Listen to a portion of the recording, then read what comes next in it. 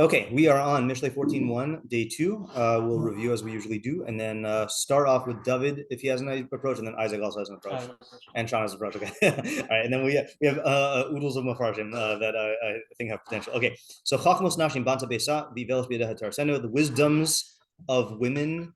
I guess that's the most literal translation. Built her house, but foolishness with her hand or with its hand will destroy it. Our questions were: why specify women as opposed to just Chachma in general? What is the subject of the pasuk such that the women are the focus? Why limit it to the house? Does she build more than that? Does this extend beyond that? 2, what is the scenario? Also, the second half kind of presupposes that there is a house to destroy, whereas the first half seems to presuppose that she builds the house from scratch. 3, what is the definition of Chachmos Nashim? If this is an Isha Chachama, what does that mean? If it's talking about women's wisdom, what does that consist of? 4, practically speaking, how does each half work? How does the Chachmos Nashim build her house, and how does the Ivelis tear it down with their hands? 5, why specify Biadeha only by the Ivelis, but not by the Chachmos Nashim? It doesn't say Chachmos Nashim Biadeha Banta Besa, but it does only for the Ivelis. 6, what does bias refer to in this context? Is it her physical house, her household, or her kids, like her progeny? Or dynasty. 7, according to Rav Hirsch, who translated the pasuk as a woman's wisdom has built her house, but foolishness will tear it down by its own hands. Since the pasuk doesn't explicitly state the foolishness of women like it does in the first half, does this mean her foolishness, or could it be any foolishness that she allows to enter her house, or could it even be an instance of her own foolishness? Hi, pass that down to Sam or whatever. Okay. 8. How do we account for the power imbalance between Chachma and foolishness? It seems like the potential for foolishness to destroy is greater than the potential for Chachma to build. That's not like a question on the pasuk. It's more like a intuition expressed in a form of a question. 9, who is the audience of the pasuk? Is it for women, telling them to be wise and not foolish? Is it for men, telling them to marry the right kind of woman? Or is it for people involved in households, all people? And then what's the Havamina? Okay, so reviewing the idea we had yesterday, which I took notes on. Okay, so I'm going to read what I wrote and then we'll elaborate if need be. Yaakov said, it's not a chiddush to say that Chachma will be effective and foolishness will be destructive. That's like all of Mishlei, okay? So the question is, why focus on it here?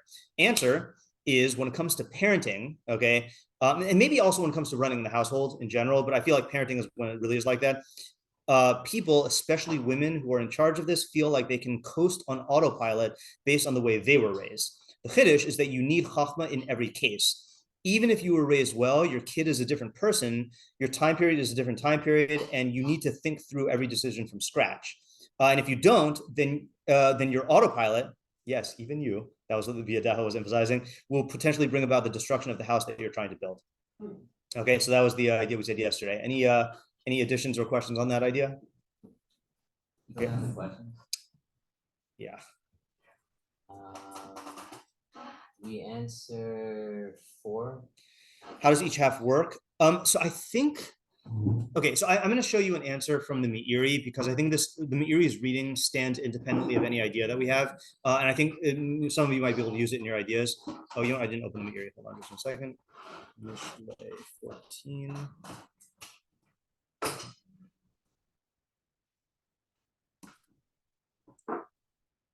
First half. Slow. Okay, Meiri says, yes, you do.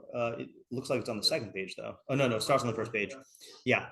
So he says, Chachmos Nashim Banta Besa. So first he acknowledges the problem, and everyone else does. Vivelos B'Yedeha Tarseno. Chachmos Haches B'Patach V'Hu Tor L'Nashim HaChachamos B'Smichus. Rosalim Kol Achas V'Achas Mechachmos Hanashim Banta Besa. So he, unlike Rashi, who says it's a noun, or does Rashi say is it a noun or is not a noun? No, it's not a noun. So he says it's a description of the wise women with smichus. I have to show you hold on a second. I have to show you Ibn Kaspi. This is hilarious. Ibn Kaspi is like the sometimes comes across as like the angry uncle who's very certain of his own opinions and just like says, so you'll see what he means here. He says, so first, the second one is actually good. The first one he says, Chachmos Nashim Toar L'Rabos. Okay, so it's a description of plural. Bansa Lashon Yechida. Kain Haskamas HaIvri Shehu Nachon. This works out in Hebrew. Ein lishol tam b'haskamasa. Don't ask why they don't correspond. Okay, fine. All right, so we won't ask. Yeah, okay. But anyway, the Meiri goes on. And he says, Kolomar, Ta'amid Besa Bibinyana. So she sets up her house in its state of building. Wait, I lost my place. Yeah, Kolomar, what does that mean? Now here's the part I wanted to get to. Shetizhar Baharisaso. She is careful about not breaking it down. Okay. And this is the key point. V'ha'amadas hadavar al mechono yunach alav lif'amim etzem ha'p'ula. Sometimes leaving something in a state of structural integrity is referred to by the essential direct verb. Okay, he'll give a great example. Kamo shematzino az yibane Shlomo.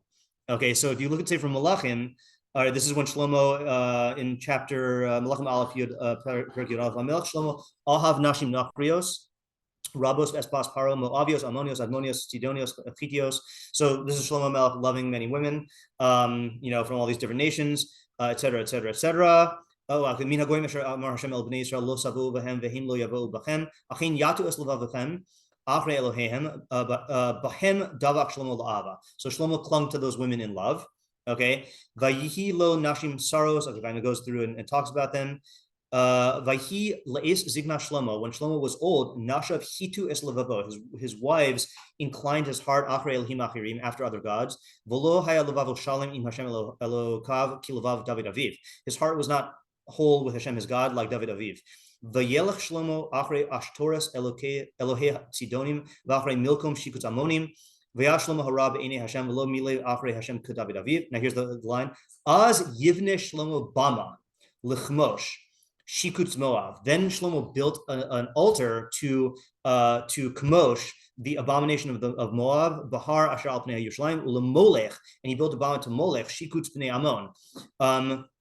Okay, so if you just read the pshat of the pasuk, it sounds like he actually built the altar, right? But then the Metzudas David and all the other meforshim say, Az yibane rotzalomar kasher hi niach lenashav az nechshav lo kiluhu bana bama. By leaving his wives, and allowing them to build it, it's as if he built it. So the Meiri pulls the same move here. Akiva, I don't have another copy unless you want the hard copy. He says, so the Meiri says, Amru Razal mikem shaya biado limachos v'lo micha, since he had the ability to object and he did not object. The Torah considers it as though he built it. This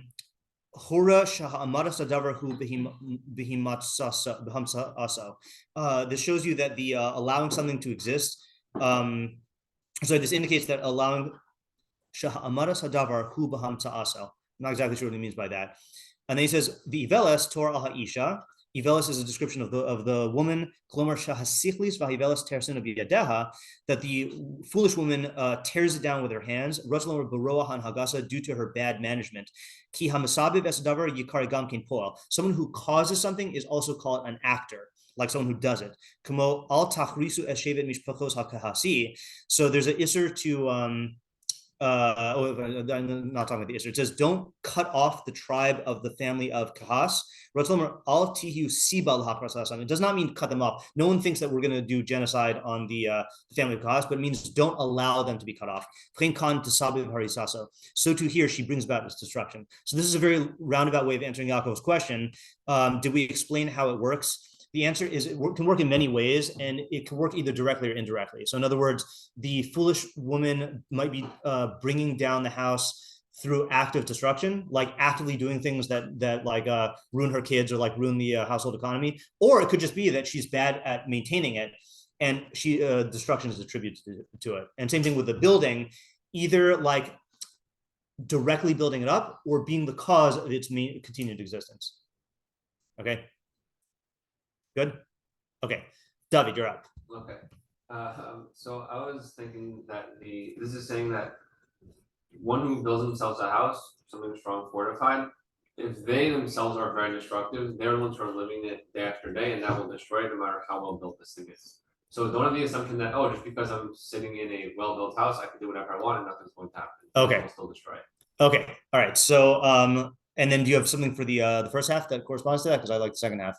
Okay, so I think the first half is just one who is smart will begin building themselves a house. I mean, you're smart to be doing that. Yet at the same time, don't think I was smart there or whatever it was. There was a smart thing that happened in the beginning, and then. Okay, so the way I'm hearing you talk about it, it sounds like the Iker Chiddush is in the second half. Yeah, can we develop David's idea so that there is a parallel chiddush in the first half. What So you're seeing for the second half. I'll write down the second half first. So I don't know why my computer's so slow today. I did the my daily avodah zarah. Hold on just a second. David says that don't think that just because you're living in a well-built house that it will continue. Okay, if you are foolish, you can bring it down. Example of this that comes to my mind is usually third generation of crazy wealthy people, like fantastically wealthy people. Sometimes it's the second generation that they just basically feel like they're born into this whole like complete like what's the word? Estate, right? And that there's nothing that they could do that could bring it about its destruction, but they end up bringing it about. Yeah, Ezra. So for the first half of the pasuk, for David, Yeah. like what I was thinking would be finish is that it's not a given that the house is just built for you. Right. It's still like it does take a lot of work and it takes chachma. Only the chachma is option. It's not going to be nothing to do so. Okay. Okay. All right. So that's interesting. So in other words, I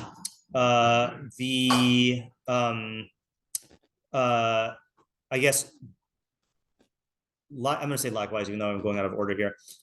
Likewise, don't assume that there is any sort of automatic guarantee of building up. Okay, rather it requires chachma. Okay, that's another mistake people make, is like that the wealth will continue to build if it's been going that way. Like this is just what our family does. We become more wealth. Like that, it doesn't work like that. Yeah. So I have a different first half. Yeah. Is actually it might be similar to Ezra's, but I'm gonna just define what that chachma means. Meaning, like, I think that like for the second half, all right, you know you're already living in a house that's well built, but now the question is like, all right, like a chacham would think about preventative measures to keep to prevent it from falling away. Right. Yeah. Versus just like living there, even though you could be chacham and right. like, you could just take things up when when there are issues, but you want to prevent those. Okay. Right. So it's proactive and prophylactic, I guess, and preventative as well. Okay, that's good. Yeah. You're good. Okay, Isaac, you had an idea or an approach. Yeah. So I think similar to what Yaakov said and what David said, and also to stuff. Okay, go ahead. Yeah. Basically, I think it's about the mistake about autopilot. That I think there's a mistake where a person thinks that the status quo is just going to persist the way it is. Yeah. But really, by a person making foolish decisions, they're going to be tearing it down. And a person who's making chachma decisions is going to build it up. And in a way that's like not necessarily noticeable until it either comes crumbling down or doesn't. Okay, right. So the focus, similar idea, but focus on the imperceptibility of the solid foundations, or the work that needs to be done to build it up. That's like the mashal that they often give is like a certain types of things in nature, like certain types of trees, I guess, can can look like they're totally like healthy from the outside, but inside they're all rotted away. Yeah. Same thing. Yeah. Okay, good. Okay, Sean.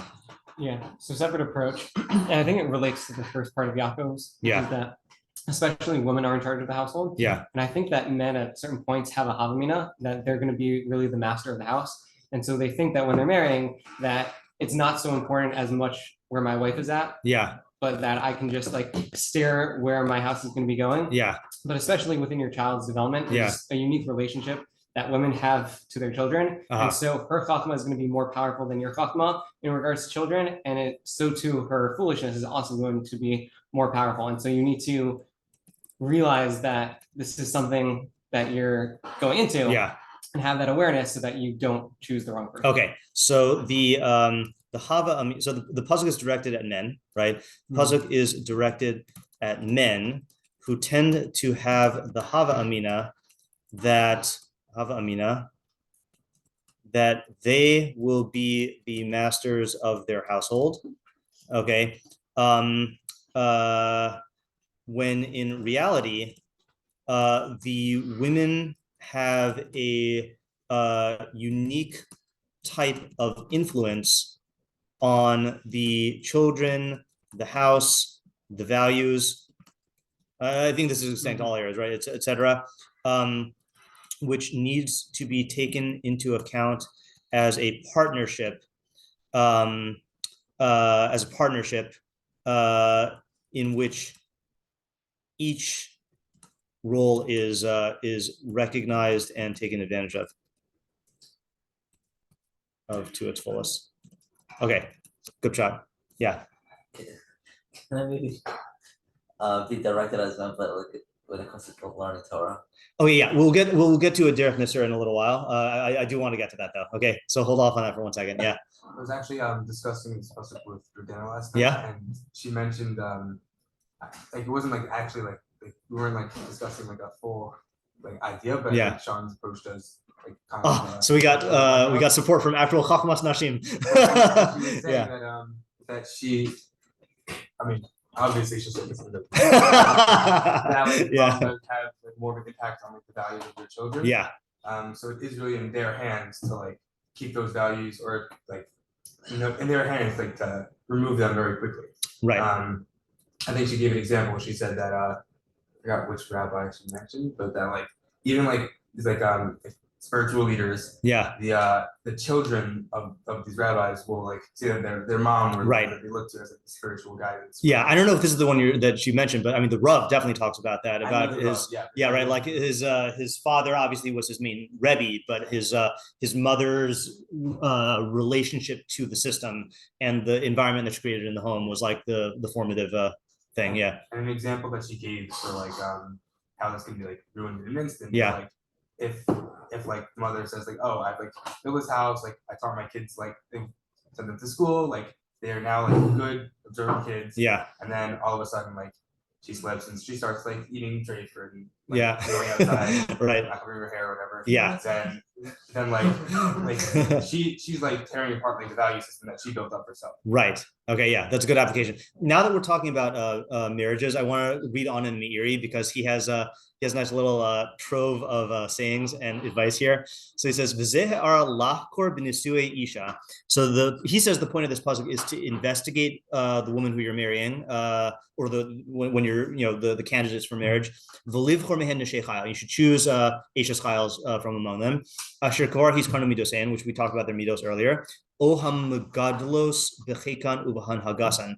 I think, I don't know if he say this literally means or the ones who are raised in their lap and in under their conduct. I don't know if he means The lap of Mishlei Podcast. yeah. I think that's what he means is that you should choose either women who themselves have good midos or people who were raised by good women, because we have to like understand back then like there wasn't really like this dating scene necessarily. Like oftentimes you would really choose based on the parents, or it would be arranged based on the parents. Okay. Then he goes on and he says, so this is a great rhyming phrase. Al tikach isha la'osher or liyofi ki al kol yelech v'yishar hadofi. Okay, which means don't marry a woman for wealth or beauty, because all of those will go away and you'll remain with shame. Okay, in other words, the wealth and beauty both are transient. Beauty is transient intrinsically because it fades, and then wealth can go away in the blink of an eye. And if those are the reasons that you married her for, then those things are going to go away. Yes, correct. Yeah. Okay, Amar Achar, Bachar Bas Masim Al Yelidas Misyachsim. That's another rhyming thing. Choose a daughter of deeds rather than one born to people who have yichus. It doesn't quite roll off the tongue in English as much. Ki ha'isha. Oh, this is a crazy. Okay, I don't know how many of you entertain like fantasies of like marrying rich. Okay, but I know it's a common fantasy. But this is an idea that I have never heard before. Okay, there's a warning. Okay, so he says ki ha'isha avoseha betuv mipuloseha. This is not quite yet. The aviha ve'ima betuv ta'ama. Okay, he's saying you should choose her parents based on the good actions, and her father and mother based on good reasoning. Okay, but here's the part. Hold on a second. The al tikach isha lerov chela. Don't marry a woman because of her wealth. Pen techashevcha ke'eved la, lest she consider you to be a servant to her. Okay, so this is an interesting thing is that do you associate to anyone in Tanakh who this kind of happened to? Marrying into a wealthy, prominent family, and then he became regarded as like a servant. Achashverosh? Yes, Achashverosh and Vashti, right? So Vashti was the granddaughter of Nebuchadnezzar, and Achashverosh was not royalty, and he married into the family, and she, in the Midrashim, said, refers to him as like a stable boy of my grandfather or my father, So like, it's an interesting thing. It's like, I think this is a similar mistake to the one that you're talking about. Is the guy marries into the rich family? He's walking in there with his assumption that I'm going to run the house, not taking into account the fact that she's going to look down on him because she was raised in wealth, and he's coming in, either she's going to view him as a moocher, or she's going to look down on his like unrefined ways, or she's going to know that she might not be wearing the pants in the sense of like bringing in an income, but like she is bringing the wealth to the table. So like I feel like guys don't take that into account when they want to marry rich, So it's an important, and that's the type of thing that is not a particular mistake that can infect the foundation of the relationship, of like her having this relationship to you in her mind. Most cases of divorces come from money problems. Interesting. I don't know the statistics. Yeah. Let's just finish reading this paragraph here. Maskelis b'miskenus tov mi'ivelis b'malchus. He loves these rhyming things today. Yeah. So an intelligent woman in poverty is better than a foolish woman in royalty. Kia hamaskeles tivne besa b'deha vivelas tersena biadeha. So it's tying in the pasuk with the rhyme. Yeah. Okay. I just wanted to show you one more in the pshat, and then I want to go to Derech Nister. You don't have the Radak. Actually, hold on just a second here. I'll show you the Radak just because I don't think this is a new idea, but he emphasizes, he says, Klomar, kol achas min hanashim hachachamos banta labayis, Klomar, shimman heges inyane besab yosher kfi haroy ve'ena mefazeres. He takes this as household economics advice. He's saying that she will like regulate the affairs of the household properly and not squander money. The shota and the foolish woman, tase hahefech, she'll do the opposite of alkin teharis besa, she'll destroy her house. Klimer tavi ba'ala lidi anius, she'll bring her husband to poverty. Right. So he learns this in terms of like your wealth, and I think that is an area where I think there's even more fantasy, where the man thinks that if I'm earning a certain amount of income, that will dictate my financial standing, but really it depends on how much your wife spends and how she spends it. I also want to show you another of the meforshim you don't have, which is the Ibn Kasbi's first pirush. He adds one word which has me curious here. He says biadeha biratzon, intentionally, or no, intentionally. Vihu atzma hapuelas, she herself destroys. So can we come up with an idea where it's talking about, because I think all the examples we said are she is not intentionally trying to destroy the house. She's trying to build it up, or do whatever like she thinks is good, but it's she's doing it foolishly, so it doesn't work out. So can we have an idea where she's doing it intentionally? Doing what? Destroying the house intentionally. This is the same woman who used Chacham before. This is the opposite. I don't know what you're asking. Say again. Are we assuming that this is the same? That this second half of Pasuk is the same as is the same woman as the first half of Pasuk? No. This is the Ivelis is tearing it down willfully. Meaning left off that she built it up, and now she's tearing it down. Yeah. This is two different women. Yeah, Sam. Here's the idea that misery loves company. Okay, go on. That if she was raised spoiled, she wasn't raised right. Yeah. She's miserable. She's not confident in herself. And even if she's not, going to a house, the torch, then like literally. But I think like subconsciously she'll be wanting people to feel like her, so that they could resonate with her. That's interesting. So that's a very subtle way of destroying the house, of like spreading her own unhappiness to her husband. Okay, I hear that. Yeah, Ezra. It would be like out of spite. Yes, that's what I was thinking. Either for your husband or for like your parents. Yeah. Right. So I think that this is talking about a vindictive, spiteful woman, which we know is a woman that Mishlei talks about, is a Isha Marmi Maves, the woman who's more bitter than death, and that's my favorite Yomama Gemara. Right? Is I forgot which of the Amoraim said was learning with his son, right? And they come across that pasuk and he says, "This is your mother." But you know, I think it is a thing where like there are this would be a foolishness in many ways, but I think this is a foolishness in how you deal with interpersonal conflict. That there are people who experience interpersonal conflict and then they talk it out with the person and they work it out, and then there are others who just default into spite, you know, and will just do things to like anger or provoke the other person, and that's just going to destroy the home, you know. So I think that's just another quality to be on the lookout for, is how does this like, and it's an interesting thing because this quality can be latent. In other words, you can have a woman who is great until you upset her, and then she is vengeful, you know. So like that's another thing to look out for when you're looking at the qualities. Yeah. Is that a myth of Ivelis? Good question. I mean, I think a lot of that's going to depend on how we define Ivelis. In the general sense of Ivelis being someone who's preoccupied with the superficial, I think people, and I'm not going to gender stereotype, but I am, is that I think because women do have a greater intuition for like reading people, I think they're also quicker to make snap judgments about how to interpret behavior. I mean, this is the classic thing of like, she texts you and you don't respond immediately, you know, and then she immediately starts like imagining like all these like, so in other words, it could be not a cause, but it could be that the Ivelis is like, the superficial way of looking at things is what allows these misunderstandings to like take root, you know. I'm not exactly sure. Yeah. Okay. So should we now take it metaphorically? Oh yeah, Isaac. Oh yeah, I was just gonna say the way I've heard of this as dating advice is that you shouldn't get married until you've had at least one like major fight, and yes, you like see that it goes well. Yeah, that's probably good advice. Probably more major fights is even better. Yeah, but too many means that you shouldn't. Yeah. Okay, so let's look at. I want to give you a chance to say your idea, but just the Radak is the first one I saw who said, I know you don't have the Radak. Yesh meforshim derech mashal al hanefesh. Okay, so that's our opening, right? That this is a mashal for the nefesh. I assume household is the mashal for the nefesh. So now if you're going to take this, you have to understand what is the, or I guess you don't have to take his thing, but you have to say, what is the, if you're taking this metaphorically, what is the house, what is the husband, and what is the wise wife or the foolish wife? So I don't think I was going that far. Okay, that's fine. The metaphor. Yeah. I was just, like a part of the, creating the household is, through Torah values, right? Yeah. So just. Wait, so you're still talking about a literal household, but you're talking about application to Torah?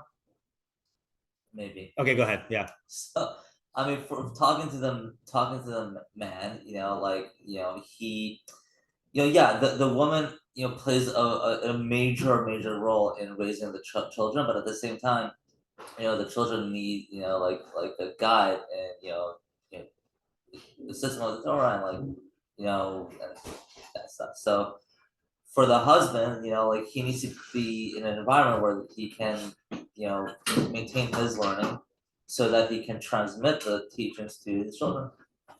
Right? Yeah. So if he has someone who's foolish, and a woman who's foolish is going to destroy this household, it's going to destroy that also. So it'll be difficult for him to, give that over. Right. Well, with the chacham, the woman who's a chacham, like she recognizes as that's important, and that's just within the the confines of raising a proper household. Okay. I'm going to use this as a springboard for talking about something that I feel like I've had multiple discussions with multiple people about in the last couple of weeks. Is a question of when you get married, how on the same page does your wife need to be in terms of religious stuff? Okay, so there's different views on this, and I don't have a shita. Like on the one end of the extreme, I think the furthest. Okay, well, all right. On the one end of the extreme, some people feel like you need to be exactly on the same page. Okay, I think that's insane. Like, I think that's like, I think it's insane just because the standards are so high. But I think it's also insane about what that says about you, that you want a clone for like a wife, like who's exactly holding by your shitos. That's not going to end up being a healthy marriage, I don't think. And in other words, if your values, like I think that's a nice like maybe not goal, but like if your marriage turns out where you grow together and you end up having the same values, that's great. But I'm saying like to go into the dating scene to like try to find someone who has exactly your hashkafa, I think that's like multiple levels of Yeah, disaster. that right? was my my youth. Yeah, right. Yeah, I think a lot of That's like insane. It's for personal practically. It just doesn't. If you're in this yeshiva, that's just not gonna happen. Very small chances. Right. Find some very rare like that girl Right. I met this summer. Yeah, like, yeah. Really, really rare. Right. So the other end of the spectrum, I think the furthest I would be willing to go as like a default position is as long as the basics are there in halacha of Shabbos, kashrus, and nida, then like the other religious stuff doesn't really matter. Okay, that's the other end of the extreme. Now, my question, given what you're saying, is like that might be the case in terms of like running a halachic home, but in terms of the values, like let's say, for example, like your wife does not value or respect learning, and I don't mean that she doesn't learn. I mean that she just like views learning as, let's say, like a waste of time, right? Like there are, I've definitely seen this happen where like, there are marriages where like the husband goes off to learn with a chavrusa, and in her mind, it's just like he's just wasting his time. Like to her, there's no difference than like just going like watching a football game or something. That's going to have an effect on your kids. Like. I lost your question. My question is, how on the same page in terms of religious values do a husband and wife need to be to ensure a good household? Why is that a question? Why is that a question on what I was saying? I'm not saying it's a question on what you're saying. I'm saying that it is a further development of what I thought you were saying. I thought you were saying that this is about setting up a household that is a Torah household, right? Got it. Yeah, I so according to Reb Zimmer, yeah, as in the summer, yeah, he said that like the one thing that there are two aspects of religion. One is like your own individual personal growth. Yeah. And then there's like the growth of like raising the house. So, yeah. Like the example was like, let's say like wearing pants or like that, like for the raising a family, like her wearing pants is not like the biggest deal in the world, right? Okay. However, yeah. if because that's her own profession, but unless it directly involves you, like right. Okay, no, so okay, go ahead. I think this is a perfect example, right? There's different kinds of wearing pants, right? There's wearing pants. There's at least three types of wearing pants, right? That I've seen, right? There's one which is I value halacha and I hold that this is halachically fine, right? There's another type which is I don't care about halacha and therefore I'm doing this no matter what. And then there's patriarchy.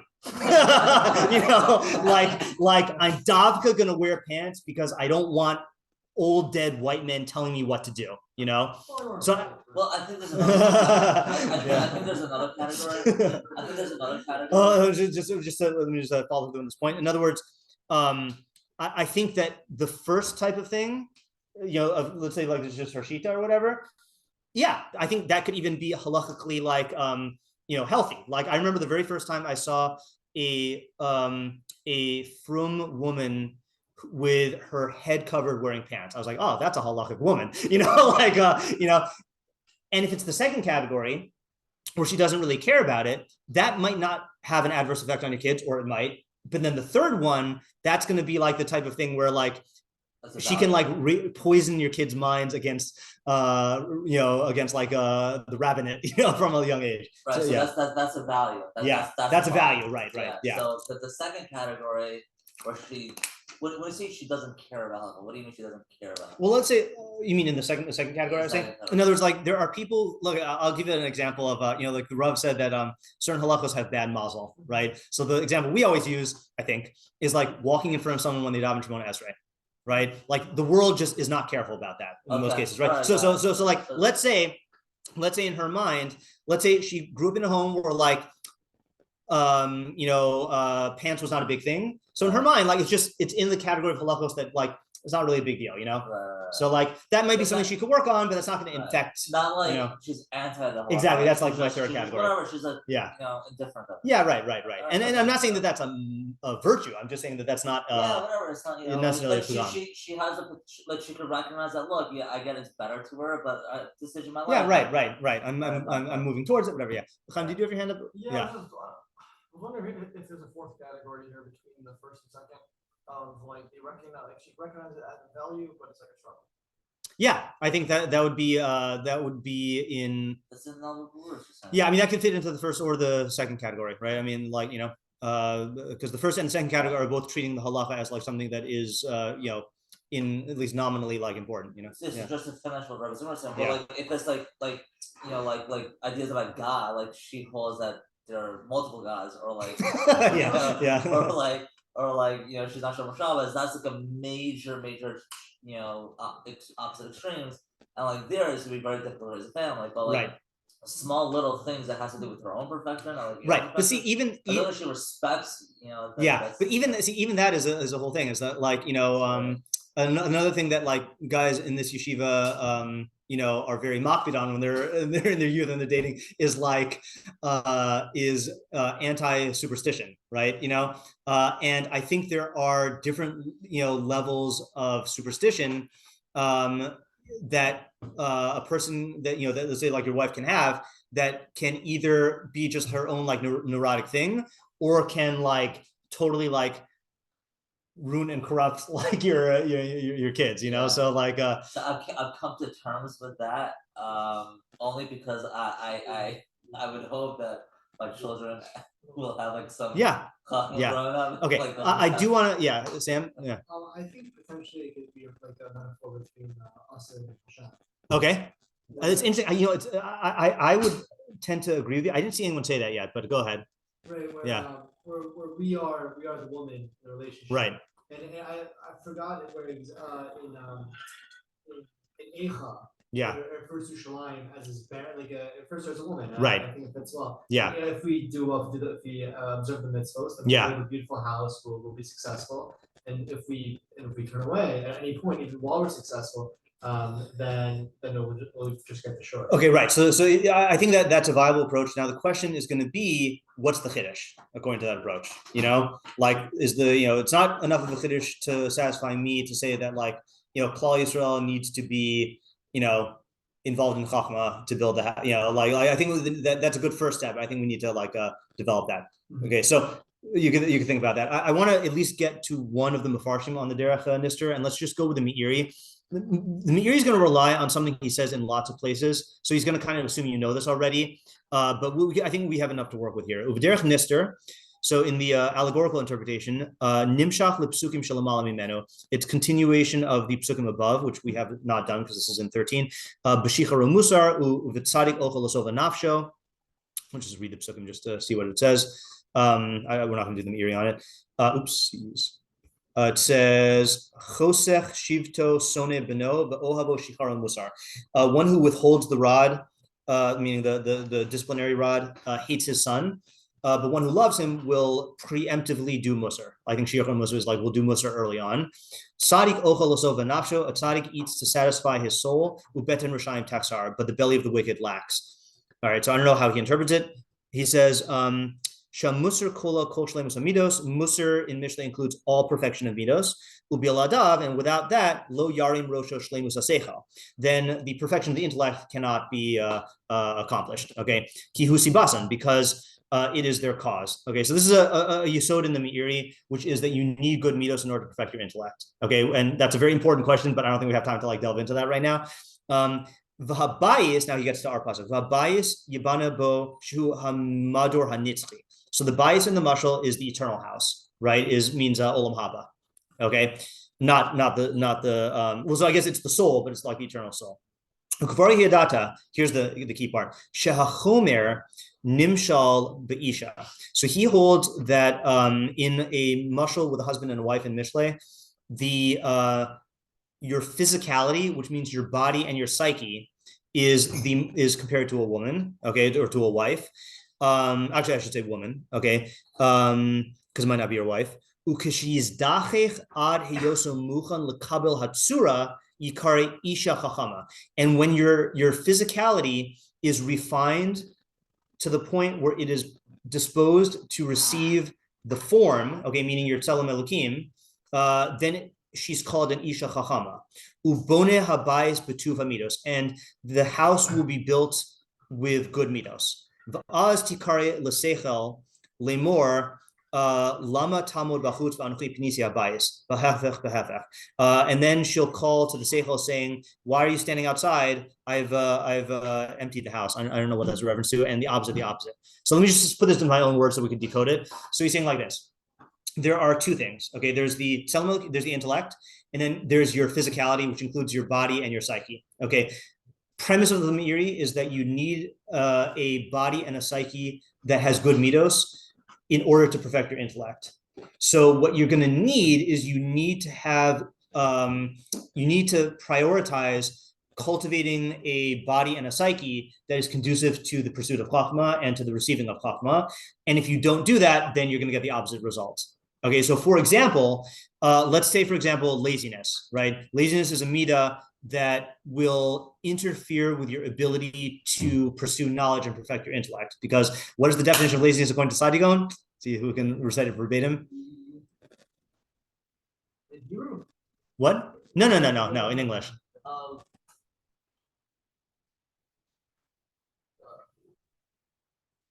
think this is the only thing in Mishlei that I try to drill into everybody. Going away, like not going away, but like Oren? I don't know if it's the compulsion to avoid immediate pain and conflict. Okay, Isaac got it, but I was I listening don't to know, Oren. just prioritizing short-term gains over long-term gains. Okay, very close, but we need a subdivision. Isaac said it, which is the compulsive need to avoid immediate pain and conflict. avoid was what I was like, Yeah, right, yeah. Turning over. Yeah, and then taiva is pursuing immediate pleasure over over everything, right? So laziness, when defined as the compulsive need to avoid all immediate pain and conflict, is going to interfere with your ability to learn, because you're not going to be able to sit down and and like discipline yourself to be able to like learn. You're not going to be able to dwell on an idea and give it time. If implementing an idea causes you conflict, you're going to have a resistance to internalizing it, and that's so it's going to create all these problems. And so that's the idea of like needing a perfected midos. So the question is, what's the chiddush of the pasuk here? I mean, again, same question on this that I had on Sam, which is the chiddush you need to get good midos? Like no, right? So what's the chiddush, and if we can see why it's expressed this way, yeah. Well, the chiddush is you should create activities so that you can grow. So you say again? You should create activities for yourself so that you can grow. Okay, meaning create like midos perfection activities? Yeah, right. If you're struggling in an area and it's going to inhibit you from getting access to a certain area, like you should train your mind or your psyche. Okay, that's it's a good practical application. Just in the interest of time, I'm gonna just this is not a full idea. Oh yeah, you want to say? Don't believe in yourself to the day you die. Okay, go on. And that, like, okay, you think I've done things that have progressed further in this realm. Great, I built myself a house, yet at the same time you couldn't. Okay, that's definitely true. I don't see that idea. Oh, I do see that idea in the puzzle. You're saying because the foolishness can tear it down. Right, yeah. Oh yeah, I definitely hear that. Right. In other words, don't think that because you've built a house means that it can't be destroyed. You can always. Yeah, that's the again. Here's I know said this a lot, but I got to repeat it every year. Right? Is that you would not believe how many guys are in yeshiva for years. And then they go off to the workforce, and then they stop learning, and then their whole perfection just goes downhill, like down the drain. Like all those years, are gone. Like you have to keep it up. I'm going to suggest an idea here, and I'm suggesting this like Dafka at Maimonideans. Okay, is that according to the Rambam, then what gets you olam haba is your knowledge, right? Is perfection of the soul. Okay, I think because of that, there is a feeling that perfection of midos does not have anything to do with your olam haba. Okay, that perfection of midos might be good for like utilitarian reasons, etc. But I think there's a feeling that like no, knowledge is really like what the soul is. That's the only part of you that goes on, because your midos don't go on into olam haba. And what this is saying is no, if you want to build a house, which according to the Meiri means you're a chelik in olam haba, you need to get good women, which is you need to to perfect your midos, because that's going to affect how the chachma is received in your soul, and so I think it's just a very easy thing to overlook, and to not take a proper time to like perfect your midos. It's not like you can be very stingy. Yeah. And I'm sure there's some psychological defect for why you're stingy. Right. And if you have to somehow overcome that, through therapy. Right, but let me just take that and apply it to the particulars. Is I think a person would say, okay, I need to overcome that in order to do the mitzvah of tzedakah, or I need to be able to do that in order to improve my relationships with people. I don't think people think that tzedakah is stinginess inhibits my olam haba and the perfection of my soul. Because I think you're right. I'm agreeing with you. Okay, right. That okay. Okay, good. This is a nice pasuk. Yeah. Okay. And so the new ideas we had here, just to review at the end here, is we had David's idea, which is don't think that just because you have a house that's well built that it'll continue, and that fits in with your don't believe yourself until the day you die. Sean's idea has to do with the misguided or imbalanced view of how much influence the man thinks he's going to have on shaping his household, and realize that no, you need to work with your wife who has a unique influence over this. And then Ibn Kaspi's idea of biratzon, which means that you need to think when you get married about how your wife deals with conflict, and is she going to be spiteful? And people who are spiteful will be willing to even destroy themselves, right? That's a saying, an English proverb. You'll cut off your nose to spite your face, right? That people will engage in self-harm in order to take revenge in their mind against someone else, And then there's the Meiri's idea of perfection of the muse is necessary for perfection of the soul, and don't think that because your soul is just your knowledge that you only need to work on your knowledge. Okay, very good. All right, have a good day. Thank you.